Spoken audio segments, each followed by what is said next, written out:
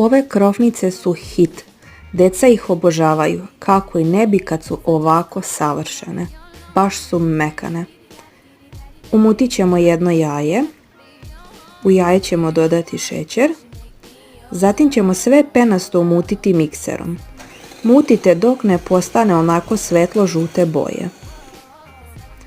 U umućeno jaje i šećer dodajemo 20 ml ulja, dodajemo 100 ml jogurta, jednu šolju brašna, to je 200 g i pola praška za pecivo.